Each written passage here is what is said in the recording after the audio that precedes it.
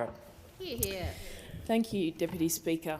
And I want to thank the crossbench for bringing this matter of public importance today, because I believe every member of this chamber would agree that housing and affordability is absolutely a matter of public importance in all of our electorates across this country at the moment. And I'd also like to thank Minister Collins for her speech and for her commitment and all the work that she is doing to address housing affordability at the moment, as well as for sharing her own story and experience, first-hand experience of understanding exactly why this is so important. I want to thank her for her work to get the government's National Housing and Homelessness Plan off the ground, including already holding 2 meetings with state and territory housing ministers to help deliver our reform agenda, and I would encourage all who are speaking today to contribute to that process. I want to start my contribution by briefly talking about a constituent of mine, Nick, who is a bright young man who I first encountered last year during the Raise Our Voice in Parliament competition. Nick, who was 18 at the time and experiencing homelessness, wrote me an incredibly powerful speech which I delivered as the speech that I chose to deliver in the 46th Parliament. In his speech he said, "The pathway to end homelessness won't be easy. It will involve more funding, more NGOs, more youth workers and overall more care for the tens of thousands of young Australians each and every night that face homelessness. But I truly believe that with these steps and more, in 20 years, no one else like me will ever have to wonder, where will I sleep tonight?" And Nick made some really important points in that speech. And we know that fixing the housing affordability crisis and that getting people into secure housing is going to be difficult.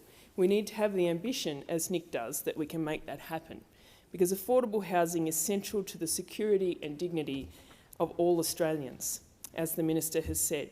And in my electorate of Canberra, we have high median incomes and relatively low unemployment. We also have the highest rents in the country. And it's this reality that makes our city a particularly difficult place to be on a low income.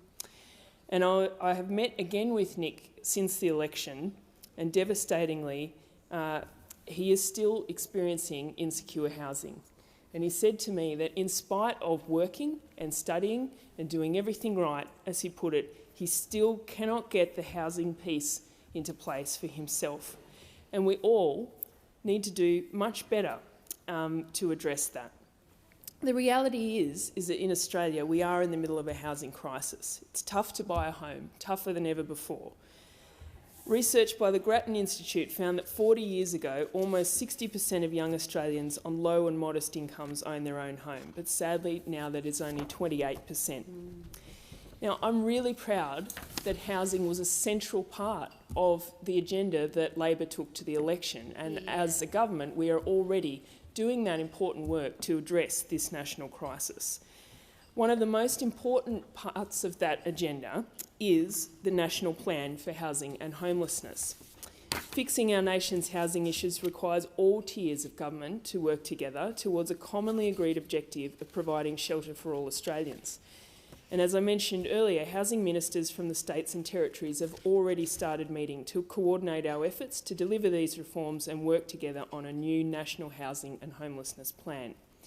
This plan will set and deliver short, medium and long-term goals to improve housing outcomes across Australia, and will be developed with the support and assistance of key stakeholders. The Housing Australia Future Fund was also one of Labor's key commitments. $10 billion to this fund will help end a decade of underinvestment and neglect, and will help ease pressure on people right across the country trying to find somewhere to call home. It will build 30,000 new affordable and social housing properties in its first 5 years. And states and territories have also committed to build around 15,000 more in addition to that. This will include 20,000 social housing properties, 4,000 of which will be allocated for women and children fleeing domestic and family violence and older women on low incomes who are at risk of homelessness. We also have the Help to Buy program and our regional first home buyer guarantee, which, as Minister Collins says, we have brought forward. I'm nearly out of time, but want to mention as well the commitment made to Canberra for the youth foyer made by federal Labor, which will help assist young people in Canberra experiencing homelessness. Member for Fowler.